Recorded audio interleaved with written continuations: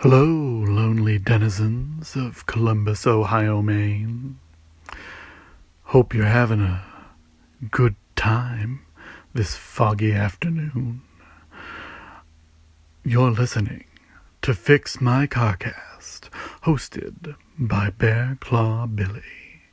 And this is episode number 27. You may have noted that I am not Bear Claw Billie. Well, that's because Bear Claw Billie got the COVID and couldn't be here right now. And so you have to deal with me. Is this tone of voice appropriate for somebody getting COVID? Not at all. But we're just gonna have to run with it. Now, there are no new donors or patrons. But hey, tomorrow's another day, and you can make tomorrow be another day by clicking on the links below. One of them will bring you to a GoFundMe, and the other to a Patreon. Now, why should I click those links, you may ask to yourself. Well, I'll tell you the situation. Billie has a car, but their car stopped working, and they had to pay $3,000 to get it fixed. $3,000 that they don't have. And that's just a shame. And so, this podcast, this Carcast, will keep going out until that debt is paid. Now, you can help end this podcast, put it out of its podcast misery by donating to those links, and I recommend that you proceed to do so. But now, we find ourselves embarking onto the meat of the podcast. And for the meat of this podcast, I'm going to tell you a little story.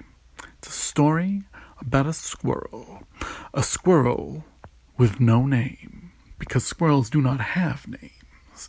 You may have noticed that they do not walk up to you and say, "Hello, my name is Fred and I am a squirrel," because they do not talk. Now, perhaps squirrels have names in whatever chittery language they use, but they have not told them to me, and so I cannot tell them to you.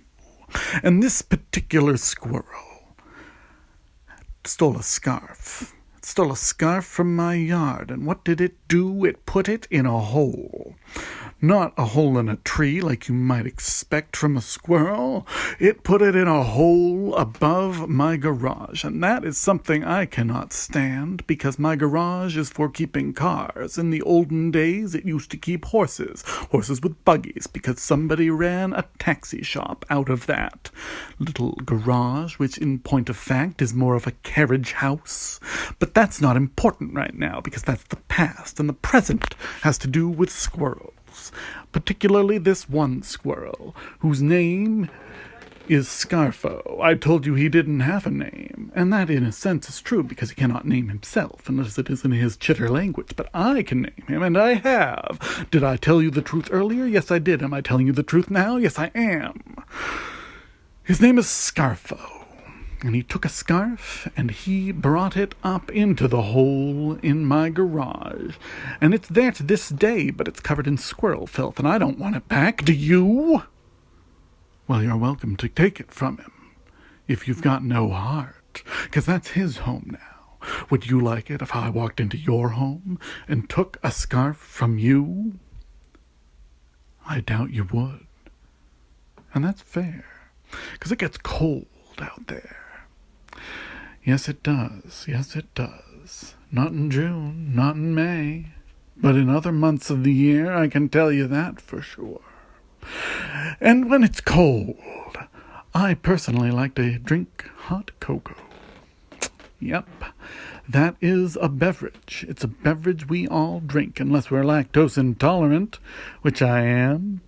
Now you might have said, hey, person whose name I do not know, and whose name you won't know, by the way, why did you say that you like cocoa if you are lactose intolerant? Well, I have some good news for you. Oat milk. Oat milk can be blended with cocoa to make a tasty beverage that is very similar to hot chocolate. And in fact, it is hot. It has chocolate. Milk is perhaps not necessary. But where was I? Yes. Scarfo the squirrel. He took a scarf. It's up there still. How long do squirrels live, I ask myself. At what point can I go and take that scarf back and clean it of the squirrel filth that covers it? Well, he stole it a couple of years ago. And I have the power of the internet. And I can type little words into my browser screen. I'm going to type squirrel age. Now, will it tell me when I put this in whether squirrels had their own age, like the age of the dinosaurs? The dinosaurs that roamed the earth so many decades ago? It won't, but it will tell me that I spelled squirrel wrong. How did I spell it? I won't tell you because I am ashamed. It also won't tell me how old squirrels live because I phrased my query very poorly. It's only telling me how to tell the age of a baby squirrel with pictures, and that sounds pretty cute to me, so I'm going to look at them. You can't see them because this is an audio medium, but I will tell you, that's a very cute baby squirrel. It's eating some sort of nut. And if I were a baby squirrel, I'd be very happy about that. I might be a little cold, though, unless I stole a scarf. Now, this website is informing me that baby squirrels age quite quickly, and that it's essential to determine the age in order to determine what next steps you will take. But that is not why I am here today. I need to know if the squirrel who stole my scarf is old enough that he is dead. And if he's old enough to be dead, then I can steal that scarf back without feeling guilty of depriving him of warmth. So I am going to type another query into Google, and I'm sorry that I am doing this while I'm supposed to be hosting a podcast, but it's what I need to do today. So, here we go. How old do squirrels live? And that I spelled it so poorly that I have gotten no answers whatsoever. Here we are. Thank God. I've gotten an answer. And it's not good. They live from 8 to 18 years in the wild, which means that I could have conceived a child on the very day that my scarf was stolen, and that child would not see the scarf for a full 18 years, old enough for him to be drafted and die, but not old enough for him to drink, which isn't fair, and he also wouldn't be old enough to steal this squirrel's scarf back. Oh my God. Do squirrels pass down possessions from one generation to the other? I had not considered this. I may never get this scarf back unless I steal from it as it stole from me. I'm sorry, dear listeners. This is frustrating news, and I am going to have to deal with it in my own way. So, I am going to read from the Bible, which calms me down sometimes when I am stressed. So, here we are. I will open it to a random page and receive wisdom that will make me feel much better. David's military victories, 2 Samuel 8. And after this it came to pass that David smote the Philistines and subdued them, and David took Metheg-ammah out of the hands of the Philistines. And he smote Moab, and measured with a line, casting them down to the ground, even with 2 lines measured, he to put to death, and with 1 full line to keep alive. Now that's room to think on. I could take a line, and I could measure the squirrel with the line, and if it was higher than the line, I would let it live, and it was lower than the line, it would die. But I know roughly how large squirrels are, and so that doesn't seem like it would be fair. Whew. As it turns out, the Bible was not very good at chilling me out, which is understandable given that much of it is from a very violent age. Actually, all of it, in point of fact. But I guess all of human history has been fairly violent. Has all squirrel history been fairly violent? Who can say? The movie Ice Age would have us believe that squirrels once had giant teeth and spent all their time hunting a single acorn from place to place. But I question the veracity of that movie because I personally do not trust Denis Leary one bit. He says that he's a firefighter, but in reality it turns out that he's an actor. I question many things, and his veracity is one of them. So, here we are, once again, with no answers, with no hope, and a squirrel has my scarf. Now, you might say to yourself, guest host of the Bear Claw Billie, save my Carcast. Fix my Carcast, actually, if I'm not mistaken, which I could be. Well, excuse me, I should have done my research. But in any event, the squirrel has my scarf, and I have very little patience for Denis Leary and the movies that he makes. There are a lot of people that make movies. Jim Carrey made a movie called The Mask, and I have never seen it, but I have in my hands right now a DVD of it. And on the cover of the DVD there is a little dog, a dog that looks like Frasier's dog from the movie Frasier, starring that British lady and Niles Crane. Now, the dog on the cover of this movie, The Mask, is thinking fantastic fun. Now, I can only ask myself, why am I describing the cover of a DVD to people who cannot see it, but who can only hear my description? Well, the answer is because I am here and you're not, and you've got no choice in the matter.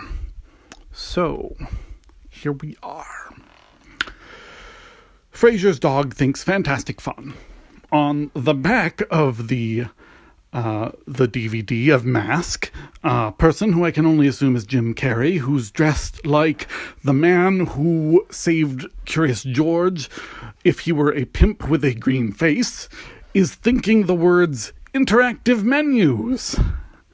Now, that's a choice that somebody made. And a choice that you made was to listen to me talk about a squirrel, and I think you should do some reassessing. What are you doing here? Why are you listening to this? Probably because it exists. Well, maybe you should make it not exist by donating at the links below. I know I circled back to it, but who said I couldn't? You certainly didn't. Now, I want to tell you a second story. The first one was about a squirrel. This one is not. It is about a little bug that I'm walking up my wall right now. I have very few friends, but I do have a squirrel friend, or enemy, and a bug friend. And he is walking up a wall. It's very tall, and I can't walk up a wall, and so I'm feeling a little jealous right now. If I were Spider-Man, I could do it. Spider-Man looks like 3 different people, if the movies I watch are to be believed. But he walks up walls, and I can't. Oh boy, what a time to be alive. Bugs walking up walls, squirrels stealing scarves, Jim Carrey thinking about interactive menus while dressed like the man who saved Curious George. Oh God. What have I done with my life? Nothing good, I can tell you that. I've locked myself in a little room, and I can't go outside because I don't have a scarf, and there's bugs in here. Now, how did they get in here? Probably because I've left all sorts of soda cans all around my room. And they're slowly attracting flies and other insects which crawl instead of fly. Now, my favorite book, The Good Book, has some things to say about animals that crawl along the ground. But I forgot which page it's on, and there are a lot of pages in this book, and they're mostly about murdering people. And that is not the kind of energy that I need in my life right now. So, all right. Yes. Have you ever wondered what the last day on Earth will look like? I have. I've wondered if it looks like a mauve screen growing ever closer to your face. But that's neither here nor there. Yes. So, this has all been perfectly good, but I'm sorry to say that I'm running out of soda cans that aren't covered in bugs. And I had quite a few to begin with. Yes, nope, this is a problem. So I think I'm going to try to go to the store. Okay, yep, opened that door, closed that door, and I am not prepared because I do not have a scarf. And for all I know, it might be cold out there. I can't tell. Who can tell? You can't tell. I am not having a good day at all. But you know who is? Scarfo the squirrel. He's got a scarf. He's got a good feeling in his heart. And I've got a good feeling in my heart for you. You know, sometimes life gets you down. Sometimes life makes you frown. But other times it just makes you want to say nothing whatsoever. It's true, it's true. What can you do? Why, you can simply say, good morning, good evening, and that's it.